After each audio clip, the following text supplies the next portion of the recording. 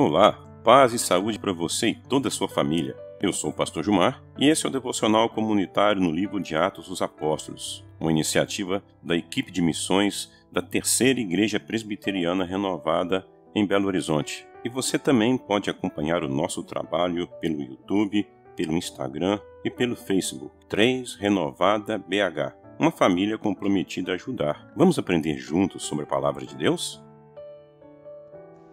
Atos, capítulo 10, versículos 1 a 8. Morava em Cesareia um oficial do exército romano chamado Cornélio, capitão do regime italiano. Era um homem devoto e temente a Deus, como era também toda a sua família. Dava aos pobres esmolas generosas e sempre orava ao Senhor. Certa tarde, por volta das 3 horas, teve uma visão na qual viu um anjo de Deus vir em sua direção e dizer: Cornélio. Temeroso, Cornélio olhou fixamente para o anjo e perguntou: Que é, Senhor? E o anjo respondeu: Suas orações e esmolas subiram até Deus e ele as guarda na memória. Agora envia alguns homens a Jope e manda buscar Simão, também chamado Pedro. Ele está hospedado com Simão, um homem que trabalha com couro e mora à beira do mar. Assim que o anjo foi embora, Cornélio chamou 2 servos de sua casa e um soldado devoto de seu grupo de auxiliares. Ele lhes contou o que havia acontecido e os enviou a Jope. O texto de hoje está em Atos dos Apóstolos, no capítulo 10, do versículo 1 ao versículo 7. Lucas procura mostrar que a caminhada de Pedro, apóstolo, cheio do Espírito Santo, é uma caminhada de crescimento e de aprendizado. Pedro vê, através da sua vida, o Espírito Santo de Deus operar grandes sinais.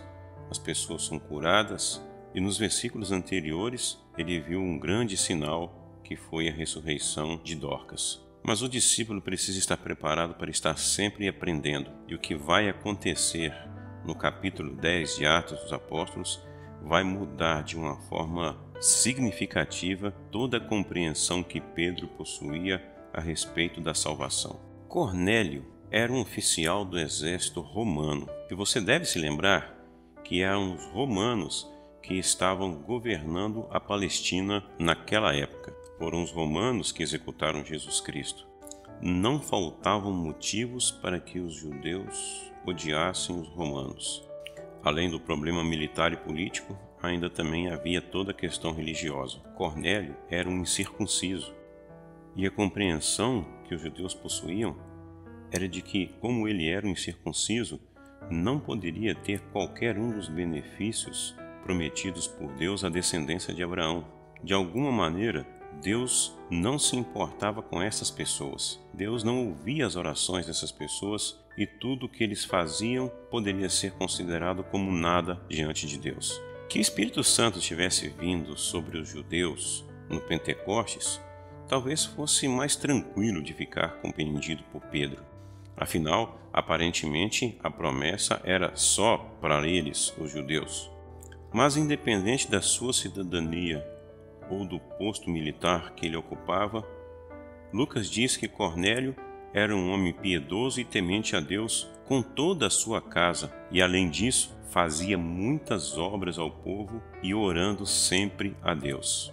Bem, piedade, temor a Deus, obras de caridade e uma vida de oração são características de uma pessoa sábia. Aliás, Provérbio capítulo 9, em todo o texto e principalmente no versículo 10, o temor do Senhor é o princípio da sabedoria e o conhecimento do santo a prudência.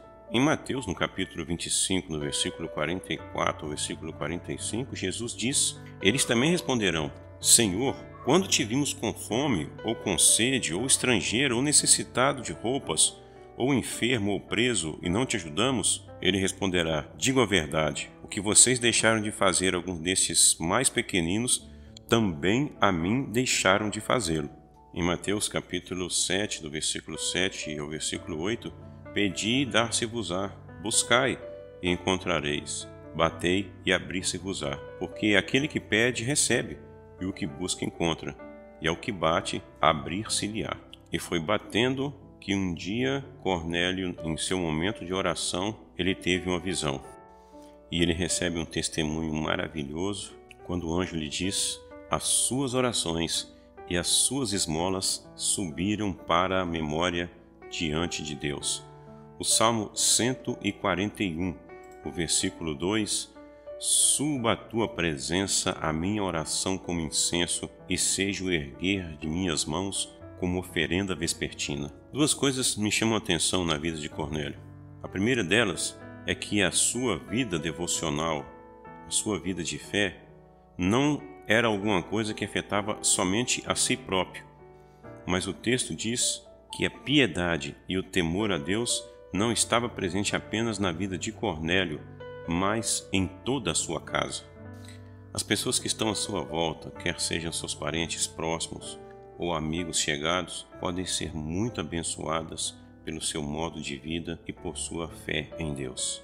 E um outro aspecto que me chama a atenção é o fato de que, se Cornélio fosse considerar apenas o sistema religioso daquela época, provavelmente ele não faria uma experiência tão profunda de Deus juntamente com a sua família.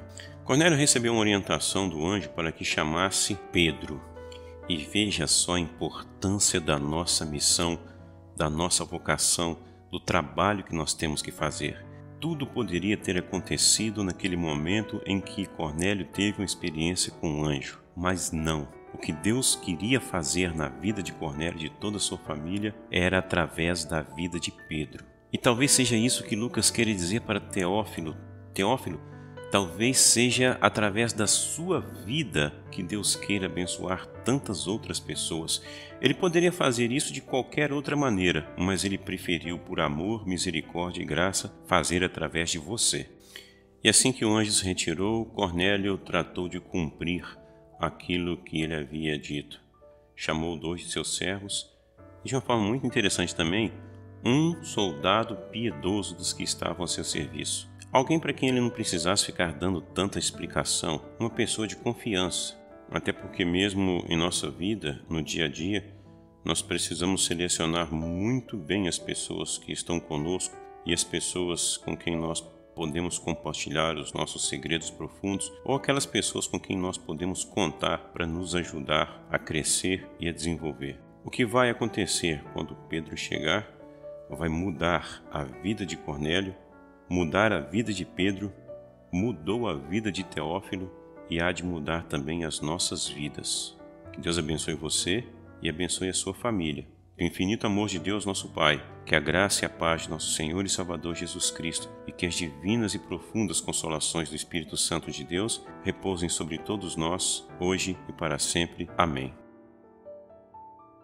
Ajudem-nos a divulgar este trabalho. 3 Renovada BH, no YouTube, no Facebook e no Instagram.